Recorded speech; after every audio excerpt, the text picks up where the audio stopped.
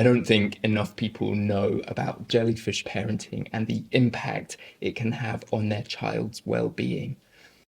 If you want to know your parenting style or find out if you're a jellyfish parent, go to mypeoplepatterns.com/parenting-teens.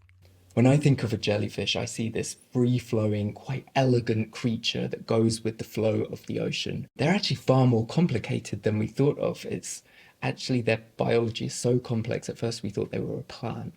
Some jellyfish are dangerous, but most often they're beautiful to look at. There's also something quite fragile about the jellyfish, who are utterly powerless when they're taken out of water.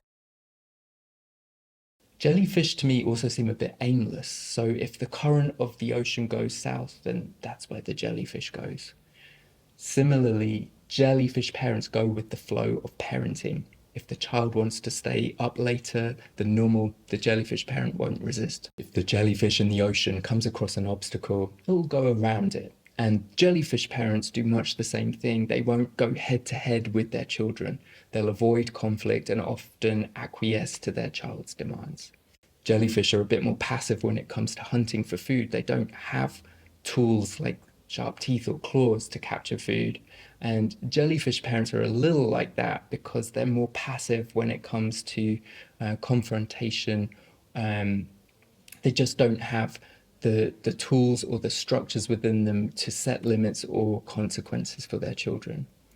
Subsequently, there's no limits or rules with a jellyfish parent because that would require them to have the skills that they just don't have. If a jellyfish gets stranded on the beach, it's powerless to do anything about it. They lack the physiology to get back in the water. And often jellyfish parents who enter my private practice are feeling very stuck too. And the work that I do with them is all about giving them skills and tools that they need to pick themselves up and support an unruly teenager or whatever's going on in their child.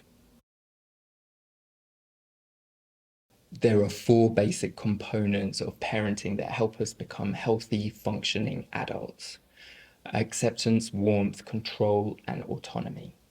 Acceptance is all about wanting to feel accepted, not rejected by our parents. And this helps us develop a healthy sense of self-esteem, knowing that we're worthy of love and affection.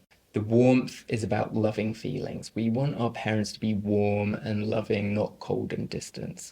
And this helps us create a sense of safety in relationships and be less anxious. Jellyfish parents excel in these 2 components of parenting. They are often focused on being the most loving, most supportive, most warm, and sometimes most fun type of parent. And this is the essence of parenting to please. If you've watched any of my other videos, you'll know that this is one of 3 parenting types that exist at one end of the spectrum. The problem is that there are 2 other components of successful parenting that are just as important as warmth and acceptance, and these have to be integrated into parenting styles in order to raise successful kids. Control is perhaps the one that jellyfish parents struggle with the most, because when we're kids, we all need help controlling our behaviors. We need to know that you can't hit someone, paint on the walls, or go play in the middle of the road.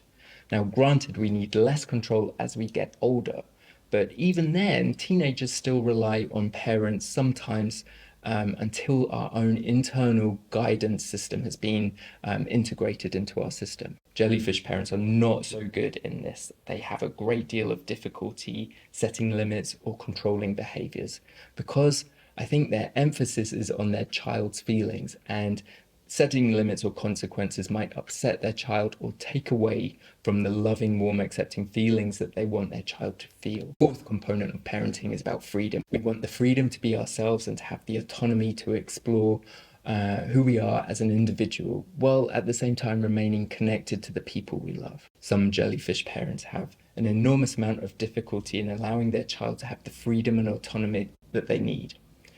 They love their children so much, I think, that it becomes painful to let them go and be individuals. And again, their focus is on the warm, loving feelings, and seeing them be separate individuals is often quite upsetting to the jellyfish parent. They become too emotionally close to their children and can't quite separate out. There are some positive aspects of being a jellyfish parent. There are some studies which show that children raised by permissive parents have higher levels of self-esteem, and there's some indication that they might be more resourceful than children raised by more tough parents. Unfortunately, though, there is more research that shows the negative impacts of jellyfish parenting, from less sleep to more TV watching. But really, there's a lot of research that supports the idea that children of jellyfish parents are indulged and have less self-discipline and are less responsible than the kids from authoritative parents.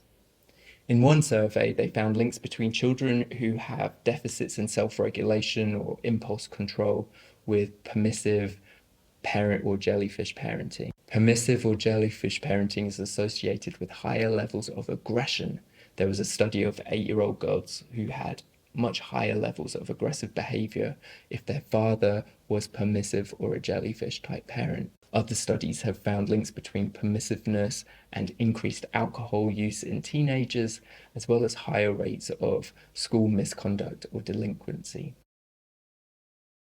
So what do you do if you think you're a jellyfish parent? Well, if you're worried about this, and more importantly, are worried about some of your child's behaviors, then it's really important that you get some backup in the form of parent coaching or a therapist.